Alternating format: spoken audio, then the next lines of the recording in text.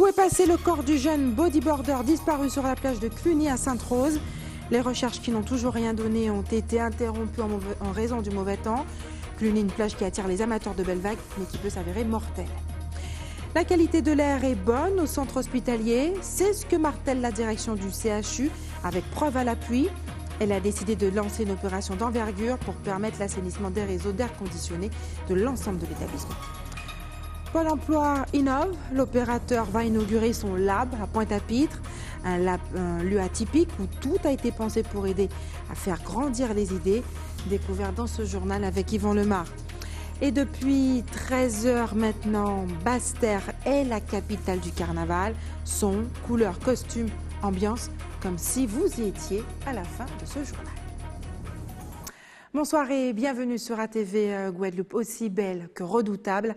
La plage de Cluny à Sainte-Rose, réputée pour sa dangerosité, attire de nombreux baigneurs, notamment les amateurs de belles vagues.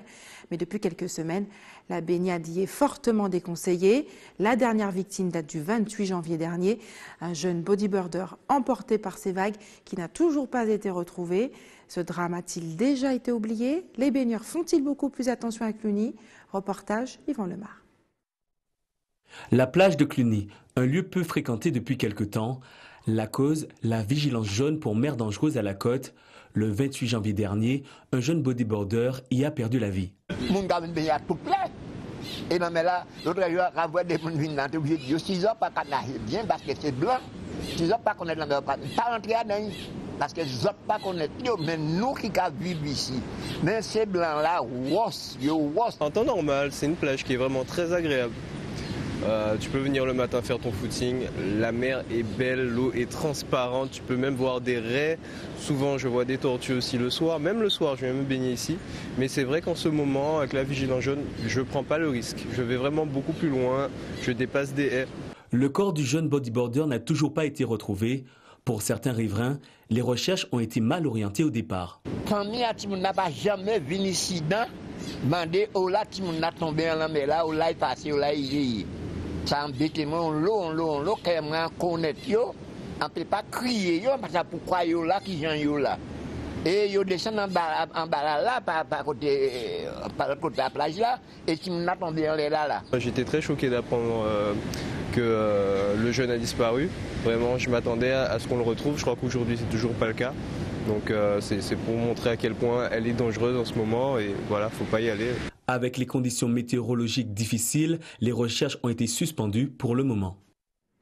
Et en plus de la mer déchaînée en ce moment, Météo France a déclenché une vigilance jaune pour fortes pluies et orages. Les précisions d'Anne-Elisabeth Artsen qui est allée prendre des nouvelles du temps en cette période de jours gras. Vent, pluie, houle sont au programme de ces jours gras, poussant ainsi Météo France à déclencher la vigilance jaune. Donc on a des conditions qui sont un petit peu sensibles et qui durent les 5 jours de ce week-end de carnaval. On a une mer qui est formée sous l'action d'un vent alizé qui est très soutenu, qui souffle relativement fort. Et puis on a également là des averses qui circulent dans cette alizé qui est devenue un petit peu humide. Il suffit que l'anticyclone des Bermudes soit relativement bas et relativement puissant et puis ça lève en fait un alizé costaud. C'est typiquement le cas, c'est ce qu'on observe actuellement. Des averses qui circulent dans l'alizé, c'est courant aussi. C'est pas des fortes pluies que l'on a dans les mois qui vont suivre. Ce sont des averses relativement isolées, mais qui peuvent être relativement fréquentes, et puis qui s'accompagnent de vent. Voilà, donc on va dire, c'est un mauvais temps classique pour la saison. Des conditions météorologiques qui ne découragent pas certains de profiter des plaisirs de la baignade. Mais quand même, c'est un petit peu dur quand même aujourd'hui. Ouais, puis ça, les vagues et tout ça, c'est pas tellement évident. Ah non, le mauvais temps nous empêche pas du tout de profiter de nos vacances. Au contraire, on est allé faire du bateau, on est allé voir les baleines, on a reçu la sauce, mais tant pis, c'était génial. On profite de la mer, on profite de la plage, on n'a pas de problème pour Pour le mauvais temps, c'était bien. À part la sortie de bateau hier où on a attrapé vraiment la sauce, mais vraiment la sauce, mais on a vu les baleines, les dauphins, c'était magnifique. C'était magnifique. Et puis après, pour se réchauffer, qu'est-ce qu'on prend? Un petit punch. Dès demain, une légère amélioration interviendra. Les averses seront ainsi moins fréquentes. Quant au vent, il sera lui aussi moins soutenu. Une nette amélioration du temps qui sera donc progressive dans les jours à venir. Et depuis la réalisation de ce reportage, l'archipel est revenu au vert, excepté pour la mer qui est toujours considérée comme dangereuse. L'air respiré au centre hospitalier est de bonne qualité. C'est ce qu'ont révélé plusieurs études commandées par la direction du centre hospitalier. Depuis les soupçons qu'il planait sur le laboratoire, des analyses sont effectuées désormais chaque semaine. Mais comment expliquer les symptômes ressentis par de nombreux agents? Le CHU vient de mettre en place une cellule de coordination interdisciplinaire pour expliquer la survenue de ces manifestations sanitaires. Le point avec Anne-Elisabeth Artsen. Après les remontées du personnel concernant des symptômes d'ordre irritatif suite à la réouverture du CHU, la direction de l'hôpital a entrepris une démarche interdisciplinaire afin d'assainir les réseaux d'air conditionné. Hier, il s'est tenu 2 réunions, donc un CHSCT donc interne au CHU avec la direction générale et le personnel. Les mesures d'amélioration de la qualité de l'air intérieur du bâtiment qui ont été prises, c'est déjà de faire une mesure ponctuelle de la qualité de l'air par le SDIS qui s'est révélé tout à fait normal. Et ensuite, la mise en place de dispositifs de surveillance continue de la qualité de l'air qui se met en place. Et également sous l'égide du CIR, donc la cellule interrégionale d'épidémiologie, une étude va être menée sur le long terme par les épidémiologistes régionaux. Donc en fait, l'entretien va consister à assainir tout le réseau, depuis les centrales de traitement d'air, jusqu'aux bouches de soufflage de l'air dans les bureaux, dans les couloirs. Donc l'ensemble de l'air dans toute la tour sud du CHU sera vraiment purifié. Selon les premiers tests réalisés, la qualité de l'air s'avère bonne pour l'ensemble de l'établissement. Les premiers résultats qu'on a reçus des analyses montrent que les lieux sont fréquentables, c'est-à-dire qu'il n'y a pas de polluants toxiques. Pour autant, on va quand même mettre en place un dispositif de surveillance continue. Aujourd'hui, on commençait des prélèvements dans le réseau aérolique, dont l'entretien était confié jusqu'alors à un prestataire extérieur au CHU. Donc là, aujourd'hui, la direction reprend la main sur le contrôle de ces réseaux aéroliques, c'est-à-dire ces réseaux de circulation d'air conditionnés, et sur leur entretien. Avec les prélèvements effectués par le prestataire, un plan d'assainissement sera alors mis en place afin de purifier l'air de l'ensemble du centre hospitalier. Et c'est une première dans la zone anti-Guyane. L'opérateur Pôle emploi va inaugurer son lab installé à l'agence de Pointe-à-Pitre. Il s'agit d'un lieu unique où tout est pensé pour accélérer les idées et booster la créativité. Découverte avec Yvan Lemar. Le lab du Pôle emploi est un espace d'environ 30 mètres carrés aménagé au 2e étage de l'agence de Pointe-à-Pitre afin de permettre d'échanger autrement. Ce qui est important aujourd'hui, c'est d'être en phase avec son territoire. Et il faut qu'on arrive effectivement, au-delà des échanges habituels, à trouver d'autres modes d'échange. Et ce lieu-là, il est vraiment fait pour ça. Moi, je souhaite que ce lieu-là, il permette à tous les agents, par exemple, de pouvoir échanger différemment sur des problématiques qu'on rencontre. Il permettent aussi à échanger avec des demandeurs d'emploi, c'est ce qu'on a fait la semaine dernière pour l'inauguration.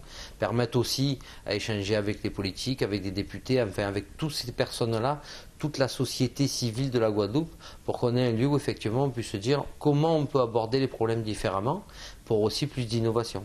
Entièrement aménagé et décoré par des agents du Pôle emploi, ce lab a pour objectif de créer une nouvelle dynamique. Alors tous les agents de Pôle emploi de la Guadeloupe, les 600 agents peuvent y accéder parce que c'est leur lieu et c'est vraiment notre souhait et mon souhait, c'est que ça soit leur lieu. Et après ça peut être aussi avec tous les partenaires. Donc aujourd'hui on travaille avec énormément de partenaires en Guadeloupe. Donc ça peut être avec Pôle emploi, sans Pôle emploi, mais le contact aujourd'hui il est avec nous. Et l'important c'est que ce lieu-là, il représente aussi pour les partenaires une ouverture différente de Pôle emploi. On a, comme je disais la semaine dernière, fait une réunion avec 4 ou 5 demandeurs d'emploi pour parler autrement de Pôle emploi, voir ce qu'on pouvait faire évoluer. Bientôt, on va faire la même chose avec les entreprises. Donc c'est vraiment cet état d'esprit-là qu'on veut insuffler. Pour le moment, ce lab Pôle emploi Guadeloupe est le premier créé aux Antilles-Guyane.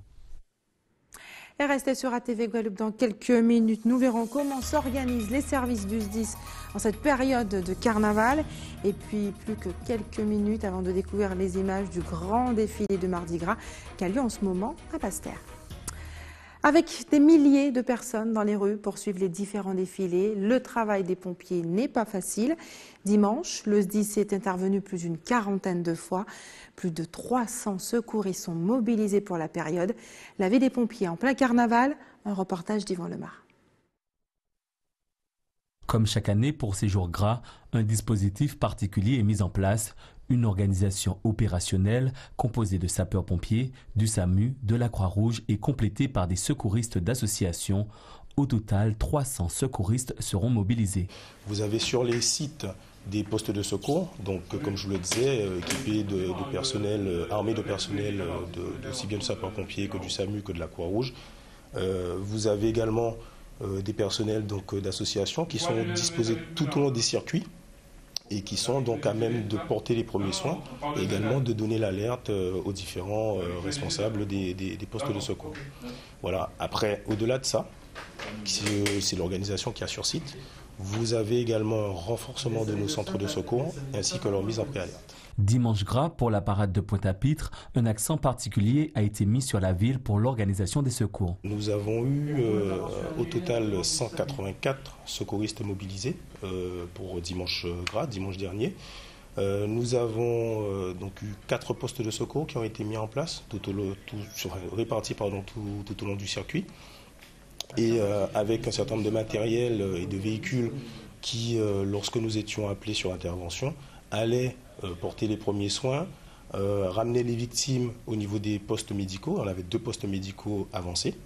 Et ensuite, on avait des véhicules de secours qui servaient de véhicules d'évacuation des différentes victimes qui devaient être prises en charge au niveau des centres hospitaliers ou alors à la clinique des hôpitaux. Aujourd'hui, pour la parade de Basse-Terre, une nouvelle répartition sera opérée.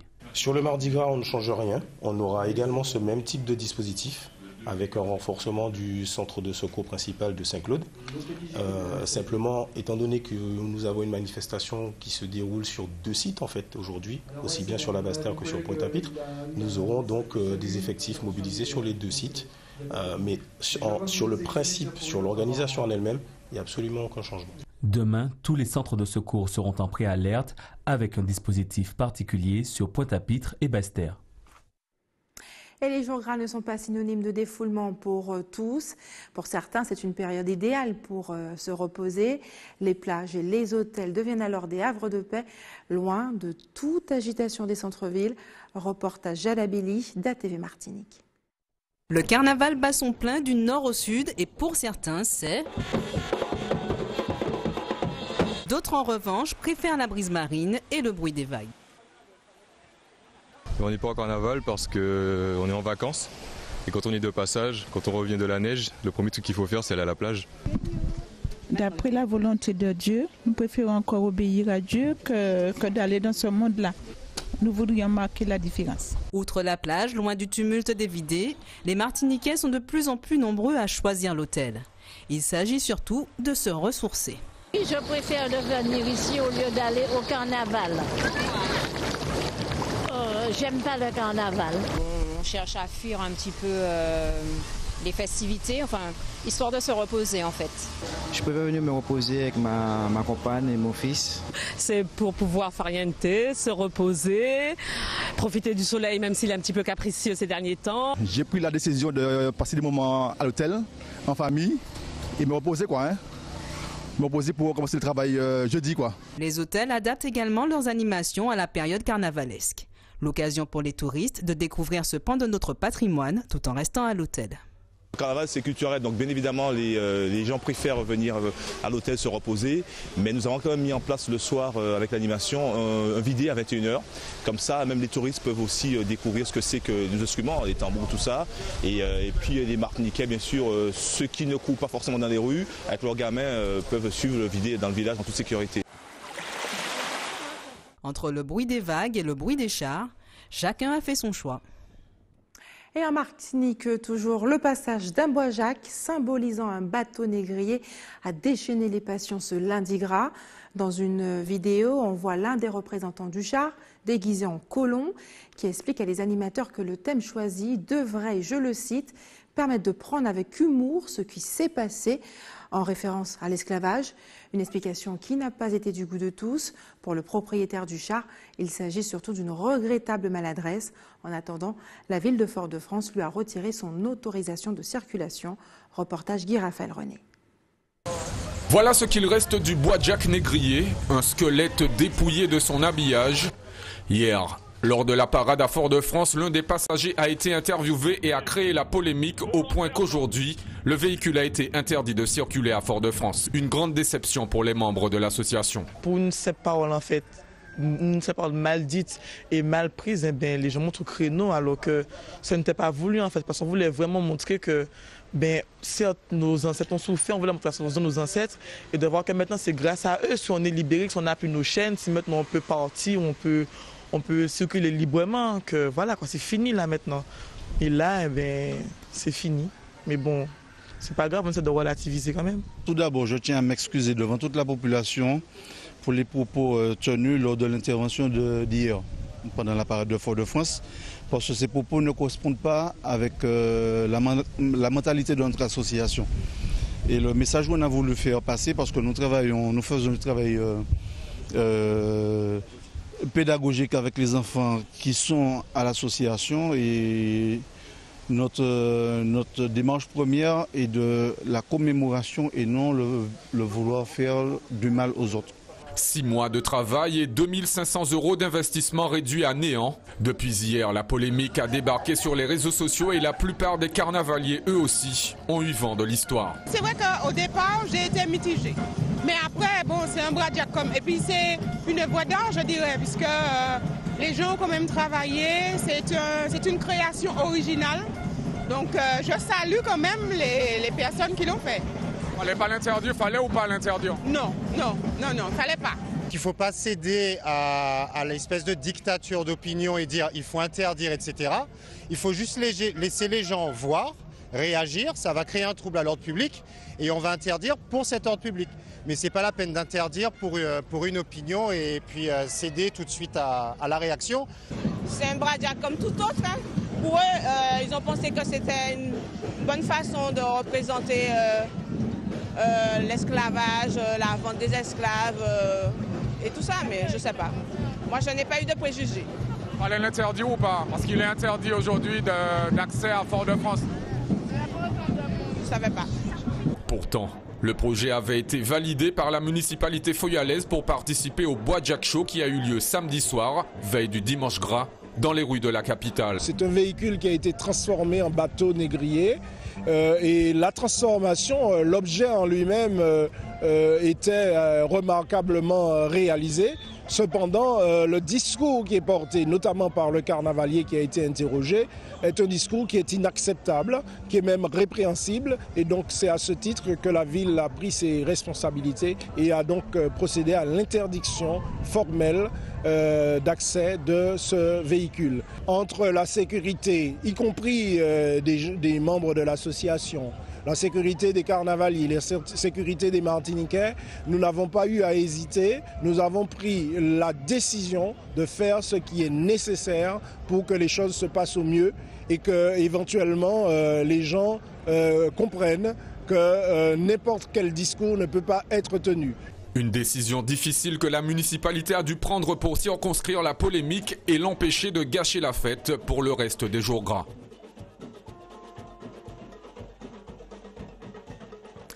Et comme chaque année, la polémique enfle pour le défilé du Mardi Gras entre le chef-lieu Basse-Terre et la capitale économique Pointe-à-Pitre. Faut-il un seul grand défilé pour le Mardi Gras? Qu'en pensez-vous? On écoute vos avis recueillis par Linda Kayarsi. Écoutez, sur la question, je pense qu'il devrait y avoir pour tous les goûts, peut-être un petit peu sur Pointe-à-Pitre et un peu aussi sur Basse-Terre. Mais bon, c'est vrai aussi qu'en même temps, ça scindrait un peu le peuple guadeloupéen par rapport au carnaval. Donc je pense qu'on pourrait couper aussi la poire en deux, c'est sûr. Moi j'ai déjà été, ça se passe très bien. Donc c'est bien d'avoir les deux, Oui. les deux régions? Et même dimanche, j'étais à Pointe-à-Pitre, c'était super. Faut faire les deux. Je pense que c'est une bonne chose. Et c'est-à-dire que le carnaval doit passer partout. Pas seulement un endroit qu'on a choisi. Je pense que ça doit rester comme c'est, Basse-Terre le mardi et le dimanche à Pointe-à-Pitre. Il faut qu'il y ait une égalité des deux côtés. Comme ça, les deux peuples, on a tout ce qu'il faut, quoi. Voilà, moi, ça ne me dérange pas d'aller à Basse-Terre. Tout à l'heure, je monte à Basse-Terre, c'est pour ça que je suis là. Vite fait venir prendre mes courses et partir à Basse-Terre. Voilà. Effectivement, je pense que ça serait bien qu'on ait un petit peu aussi à Pointe-à-Pitre parce que le Mardi Gras, en fait, je pense que c'est le principal du carnaval. Donc voilà, faire un petit peu des deux. S'il y a suffisamment de groupes pour se diviser en deux, pourquoi pas. Maintenant, après plusieurs organisations, c'est pas toujours bon. Voilà. Et sans plus attendre maintenant, comme si vous y étiez, les images de la parade du Mardi Gras dans les rues du chef-lieu à Basse-Terre, des images signées Moïse Dexter, Patrick Curie.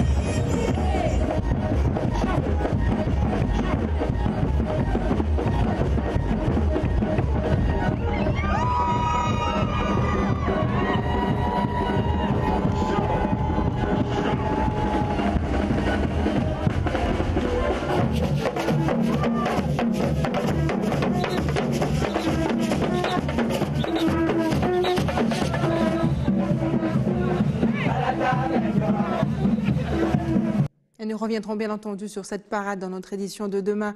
C'est l'heure des informations pratiques. Maintenant, l'équipe de l'établissement français du sang vous donnera rendez-vous ce jeudi à l'Hyper-Casino de Basse-Terre de 8h à 12h30. Et si vous avez des informations à nous communiquer, n'hésitez pas à nous appeler à la rédaction d'ATV Guadeloupe au 60 11 2 fois. Voilà, c'est la fin de notre édition locale et régionale.